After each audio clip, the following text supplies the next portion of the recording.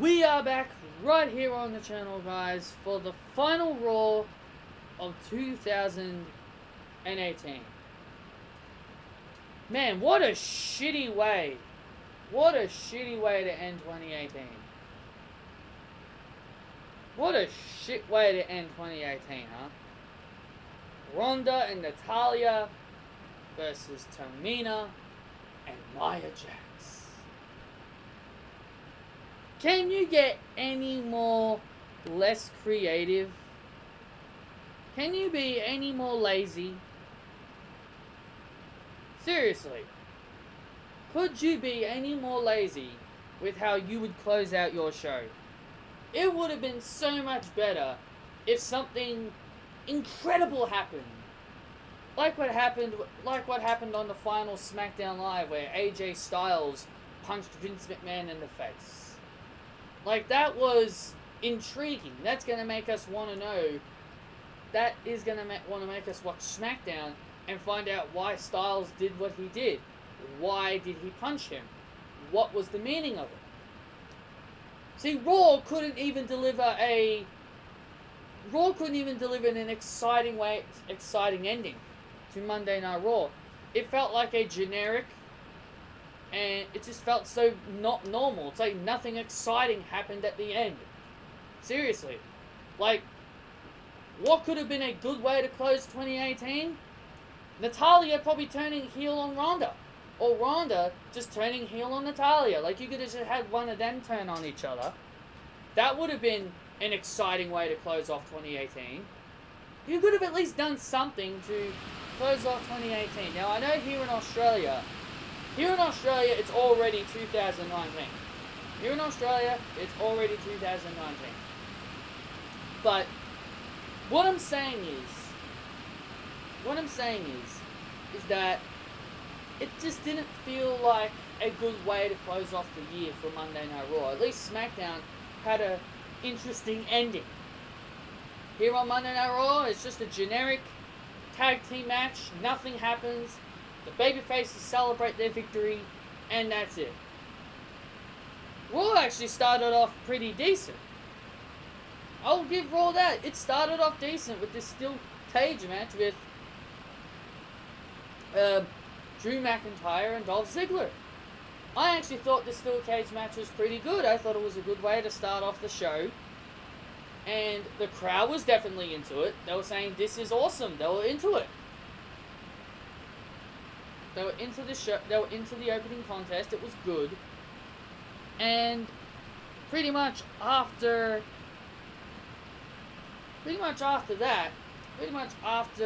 that match, you know, I'll give Raw its fair shake. 3 things I enjoyed on this show. The Fresh Start Battle Royal, which I thought was pretty good. Even though, like, Apollo Crews got 8 eliminations, that was a good showing on his part. And Triple H's segment with Seth Rollins, I thought that was pretty good as well. So Raw started off on a decent note, but then it just went downhill. So like I said, Raw started off with Drew McIntyre and Dolph Ziggler inside a steel cage. It was actually a pretty good match. I thought it was pretty good. The crowd were into it. I was into it, and there was even a "This is awesome" chant. And in the end, Drew McIntyre got his win. Drew McIntyre got his win over Dolph Ziggler with 2 Claymore kicks. After the match was over, he announced himself to be part of the Royal Rumble, and he's going to win the Royal Rumble. And then Dolph Ziggler kept getting back up, so Drew just went back.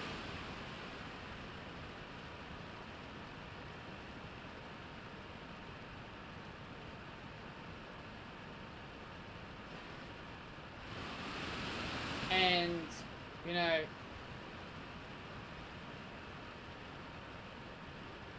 I just think it's what am I trying to say? I'm losing my thoughts here. Drew McIntyre assaulting Dolph Ziggler because Dolph Ziggler kept getting back up. The Claymore kick with the steel chair, that was brutal. That was a good spot. Seth Rollins, he came out to have a segment. He was going to invoke his rematch clause on the Intercontinental Champion, Dean Ambrose, but then Triple H comes out to remind him that there are no more rematches. We're not handing out rematches anymore. In order to get what you want, you gotta earn it. And Triple H starts poking Seth Rollins, saying that, where's the killer Seth Rollins? Where's the prick Seth Rollins that didn't care? He'll do whatever it takes to get where he wants. And then Seth Rollins and Triple H was saying that I believed in you, and Seth Rollins was like, yeah, right, Triple H, you never believed in me. But then Triple H just dug into Seth Rollins, telling him that he did believe in him. He wanted to believe in him. He believed in him. Everything he did, Triple H believed in Seth Rollins. When Seth Rollins said he wanted to be the future of Monday Night Raw, he believed in him. When he said he was going to be the champion, he said he believed in him. Triple H, even during the parts where, during that whole match at WrestleMania, where Triple H said that when I didn't believe in you, when you kicked my ass at WrestleMania, you made me believe in you. So Triple H was straight up telling Seth, hey, listen, I believe in you. And Seth Rollins just straight up said, you want the old Seth Rollins back? And Triple H said, yes, I do. So Triple H said, I want you to burn it down every single week. And you're going to start that, and you're going to start doing that against Bobby Lashley. I thought that was a really good segment. I thought it was a very well done segment. Well done.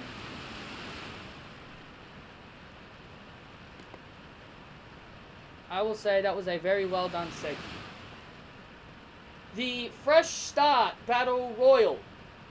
The Fresh Start Battle Royal. I like how they put the word Fresh Start. I think they're really starting to shove the whole narrative that this is a fresh start. Now listen, WWE, I don't mind if you want to do a fresh start, but at least actually show and prove it. That's all I'm asking. I don't mind if you want to start this whole fresh start movement, but at least actually prove that you're going to do it. That's all I'm saying.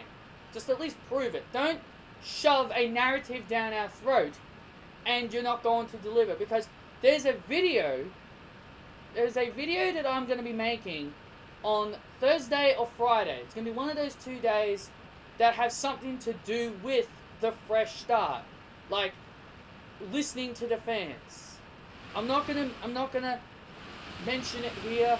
I'm just gonna tell you guys that I do have a video planned, and I have an idea on what I will do with this. There's a video idea I have that concerns a certain competitor, and I think this competitor needs to take a back seat and that could really, push the whole narrative of a fresh start and new faces taking the forefront. That video will be coming on Thursday or Friday. I'm pretty sure I'll do it Thursday if I have time. So the Fresh Start Battle Royal, Zack Ryder. Zack Ryder, this was his first appearance on Monday Night Raw in 2018. It took WWE literally all year, the final day of the new year, to give Zack Ryder an opportunity on Monday Night Raw. Seriously, why did you move him? Why did you move him in the Superstar Shaker? He was much better on SmackDown Live. Seriously, I don't understand why they just move these wrestlers and they do nothing. I want to see more Zack Ryder. Zack Ryder, he has a lot of potential. They never give this guy an opportunity. Zack Ryder's always a guy that WWE neglects. He doesn't suck. He's actually pretty good. He's a decent wrestler. They could have made him tag team champion with Mojo Rawley. You got Kurt Hawkins. You got Kurt Hawkins laying around on Monday Night Raw. Why not have Zack Ryder and Kurt Hawkins reunite? Get Kurt Hawkins out of this stupid I always lose gimmick. Put Zack Ryder and Kurt Hawkins back together as a tag team. But yeah, most of the people in this ring were jobbers. And people who we barely see. Baron Corbin, he was in the match, and Finn Balor. I was expecting it to come down to them, but the final four was Finn Balor, Baron Corbin, Kurt Hawkins, and Zack Ryder. Kurt Hawkins and Zack Ryder were in the final four in this fresh start battle royal. Zack Ryder got eliminated. Crowd were really starting to cheer for Kurt Hawkins because Kurt Hawkins saw the opportunity to eliminate Baron Corbin. But Baron Corbin eliminated Kurt Hawkins. And Apollo Crews would eventually eliminate Baron Corbin, and he'd have 8 eliminations. Now that's a pretty good showing. That is a pretty good way. That's a pretty good way to showcase Apollo Crews, but, you know, it's a battle royal. I know battle royals don't really mean anything. So Apollo Crews got an opportunity to compete for the Intercontinental Championship. I do appreciate that, at least. Baron Corbin came out. Baron Corbin was still at ringside. He was whining and complaining about him not winning the battle royal, saying that he's had a rough ending to his year, and he said he deserved to be Intercontinental Champion. But Elias came out, sang a song, and Elias and Baron Corbin started to brawl. Nothing really interesting there happened. It was just a brawl. Baron Corbin ended up fleeing from Elias. Elias is another guy that desperately, really needs a push. Maybe send him over to SmackDown Live, have him change the scenery. I think there's a lot of wrestlers on Raw and SmackDown that really need a change of scenery. Sasha Banks and Bayley and Ember Moon versus the Riot Squad. Yippee! Another 6-women's tag.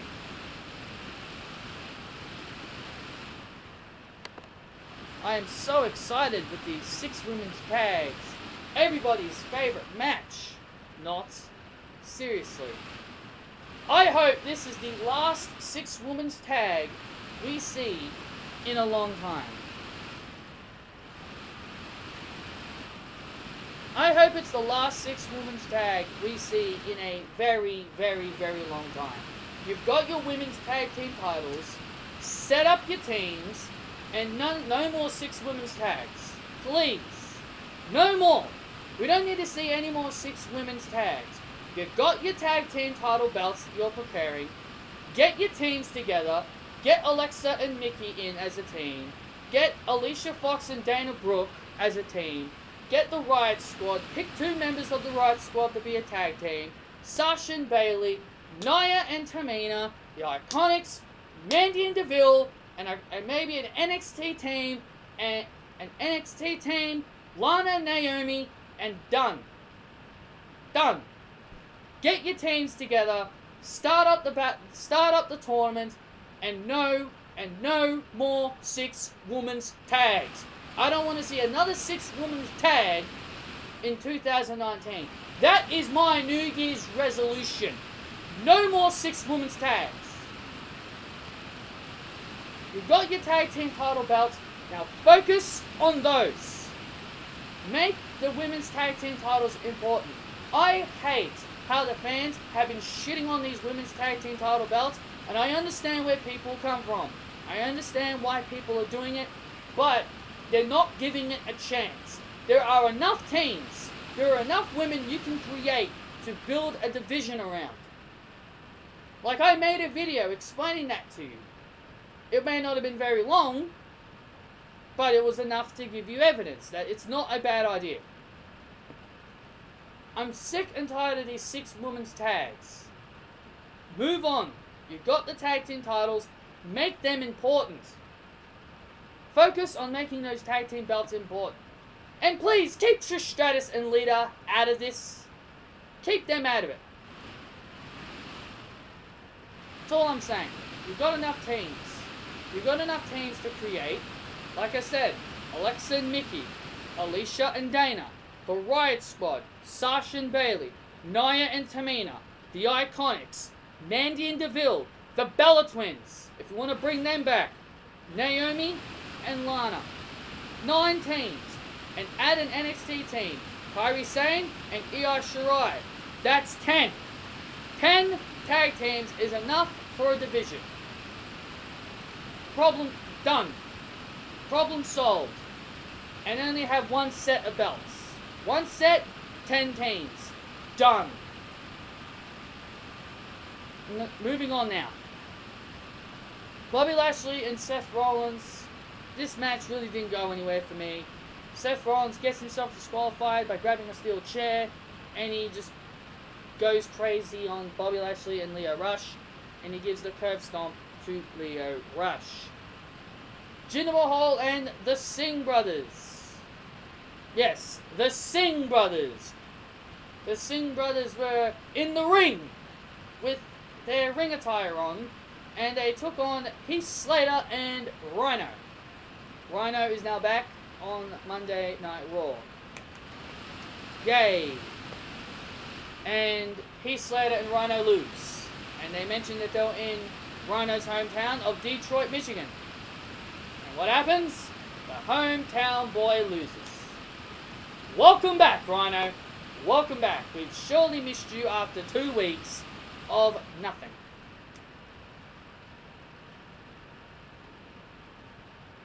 Intercontinental title match, Apollo Crews versus Dean Ambrose. This was a pretty good showcase for Apollo Crews. I really do appreciate that WWE are at least trying. But to me, Raw still needs improving, obviously. Apollo Crews did put up a very good effort, which I'll give it to him. But in the end, Dean Ambrose would get the win with the Dirty Deeds. Done dirt cheap. And the main event was Nia Jackson, Tamina versus Ronda Rousey and Natalya. Boring main event, man. This was a terrible way to close off Monday Night Raw. I would have been much more happy if Apollo Crews and Dean Ambrose was the main event. Seriously, this was a stupid waste of time. Boring main event. Predictable. And this is not how you close a new year. You don't close a new year with a predictable, boring match. You got to make things exciting heading into a new year. This wasn't exciting. So, that's it. Ronda Rousey armbars Tamina taps out. That's pretty much it.